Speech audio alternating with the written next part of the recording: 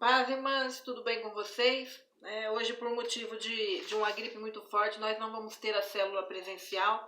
E eu vou deixar aqui o versículo dessa semana, né, para que nós possamos meditar aí no resto da nossa semana e na semana que vai se iniciar, né? Está lá em 1 Samuel 16:7, que diz assim: Então Deus assegurou a Samuel: Não te impressione diante da aparência nem da estatura desse homem, pois eu o rejeitei. Eis que Deus enxerga não como o ser humano vê, porquanto o homem julga e toma em elevada consideração a aparência, mas o Senhor sonda o coração. Então, quando Deus fala isso para Samuel, ele estava rejeitando Saul como rei.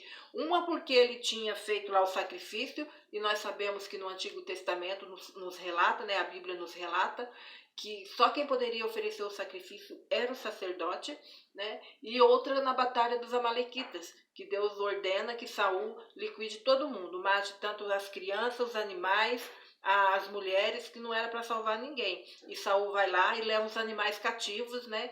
E Samuel chega lá, ele vê que os animais não foram mortos e ele diz que Deus o tinha rejeitado. A rejeição de Saul não foi porque ele fazia as coisas erradas, que ele devia fazer muitas coisas erradas, mas foi por causa da desobediência, né? Ele desobedeceu a Deus nos mandamentos que Deus fez para ele, na palavra que Deus mandou diretamente para ele. E por isso Deus o rejeitou, né? E aí Samuel foi lá na casa de Jessé e foi escolher o próximo rei, que nós sabemos que é o rei Davi. Né? Davi, ele tinha mais 6 irmãos, né? Jessé tinha 7 filhos, e quando ele viu o irmão de Davi, o primeiro filho, Eliabe, né? Aí ele cresceu os olhos e disse: esse sim é digno, né, de ser o rei de Israel. Porém Deus fala para ele para ele não olhar as aparências, porque quem conhece o coração era Deus. E assim foi com os outros 5 irmãos, até que chegou Davi. E quando chegou Davi, e que ele foi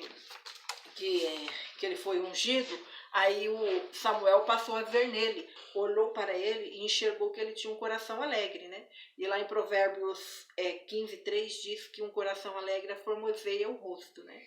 Ele viu em Davi um semblante de paz e ele sentiu que Davi tinha uma presença agradável. Então, ele ficou com o coração mais conformado, né? Porque Davi, nós sabemos que ele era um garoto quando ele foi ungido, e com o tempo ele foi amadurecendo. Ele se amadureceu na música, na escrita, na fala, e se tornou um lutador habilidoso e um estrategista habilidoso, né? Ele venceu muitas guerras, né?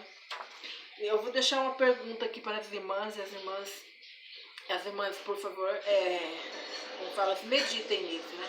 Se nós tivéssemos a chance, se nós soubéssemos com antecedência, né, que um cavalo de corrida iria ganhar, e nós fôssemos lá para apostar nele, quem nós apostaríamos? No ganhador ou no perdedor? Nós já estamos sabendo quem vai ganhar. Né? Apesar que nós não jogamos em jogo de azar, a Bíblia condena isso e nós seguimos. Mas é só uma hipótese. Logicamente que nós vamos apostar no ganhador. Né?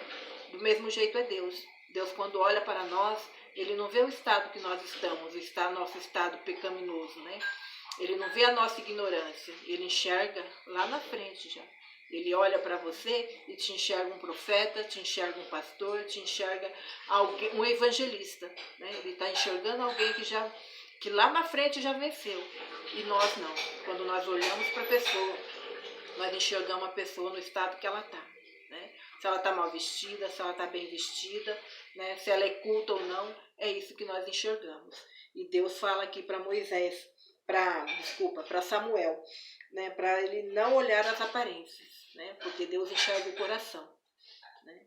Então, quando nós olhamos para nós perguntamos por que Deus me escolheu. Né? Eu não tenho uma moral, eu estou machucado, eu estou falhando nas leis de Deus, por que Deus me escolheu? Né? Nós às vezes ficamos com dúvida com a nossa pessoa mesmo, por que nós somos escolhidos. Né? É que Deus, ele, como eu já falei, ele não vê o nosso início, ele vê o nosso final. Né? Não importa o que fazemos ou onde estamos, o Senhor está atento à nossa vida. Né? O propósito de Deus é maior, mas só se revela quando temos um relacionamento com Ele. Deus, Ele nos vê com seus olhos. Ele nos ama e ele nos importa conosco.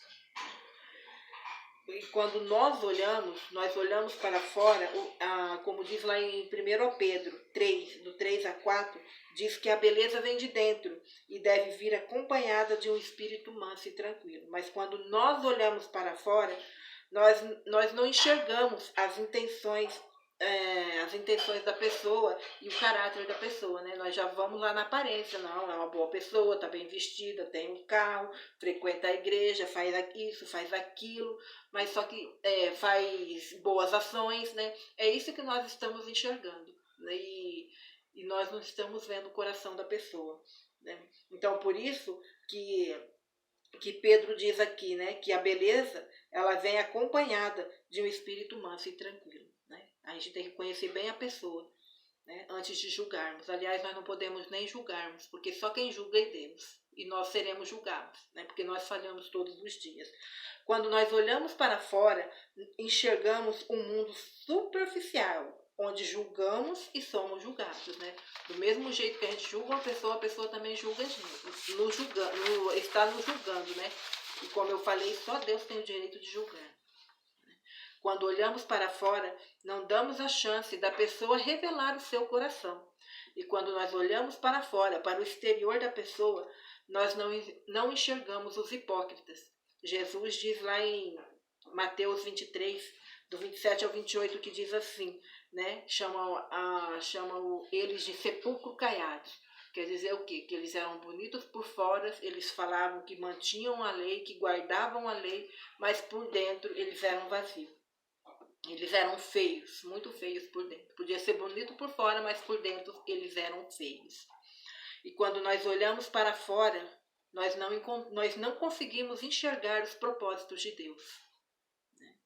Durante nossa vida, nós vamos ser conduzidos a muitas casas de Jessé.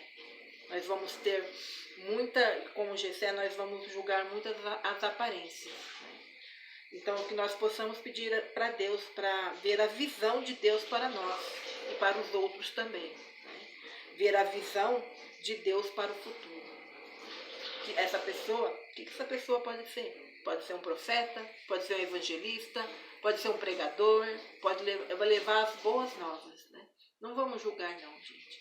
Vamos sempre entregar nas mãos de Deus, que Ele sabe o que faz. Né?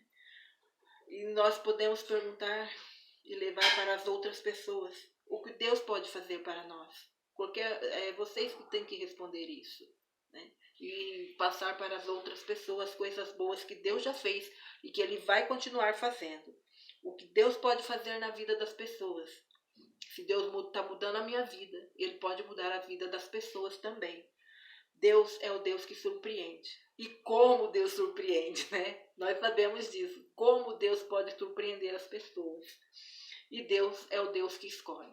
Deus escolhe as pessoas. Mas as pessoas que estejam dispostas a ter um relacionamento verdadeiro com Ele. Como eu disse aqui no início, Deus rejeitou Saul. No começo, que ele foi escolhido, Deus deu a unção e ele andava certinho no relacionamento com Deus. Mas a partir do momento que ele começou a desobedecer, Deus o rejeitou. Então, do mesmo jeito que Deus nos escolhe, Ele também pode nos rejeitar, se nós não tivermos um verdadeiro relacionamento com Ele. Né? E para finalizar, eu vou deixar aqui para vocês pensarem a imagem de uma rosa. Quando nós vemos uma rosa bonita, vermelha, amarela, branca, seja lá de qual a cor que vocês mais gostarem, a primeira coisa que nós percebemos na rosa é a beleza dela, né? Aquela rosa bem bonita, bem grande, né? Tipo as rosas da minha mãe lá, quando elas começam a florescer, agora ela tem uma muda vermelha, né? É bonita. Só que quando, assim, do longe, né, nós estamos vendo a aparência da rosa. Mas quando nós chegamos perto, nós vamos ver que ela tem espinhos. Né? E desse mesmo modo as aparências. De longe nós enxergamos coisas bonitas. Por fora é bonito. E quando nós vamos chegando perto, nós vemos que essa pessoa por dentro é cheia de espinhos. Que possamos ter isso em mente. E analisarmos cada rosa. Analisarmos cada rosa do jeito que ela é. Que possamos ter a chance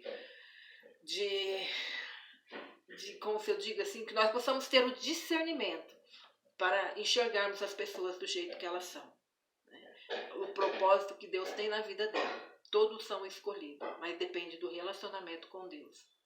Amém, irmãs? Que essa palavra possa entrar no nosso coração. E eu deixo aqui essa oração de encerramento. Que Deus possa estar conosco todos os dias. Que Ele possa estar nos mudando. E quando nós olharmos para o nosso próximo, que nós primeiro enxergamos as nossas falhas, que são muitas. E enxergar todas mesmo, para que nós não tenhamos tempo de enxergar a falha do nosso próximo. A beleza do nosso próximo que está escondida. Que nós possamos não enxergar essa falha que está lá, que ele está demonstrando no seu corpo exterior. Porque nós vamos perder muito mais tempo procurando as nossas e não vamos ter tempo de olhar para eles. Amém, irmãs? Em nome de Jesus Cristo, que possamos estar todos reunidos a semana que vem. Tchau, galera.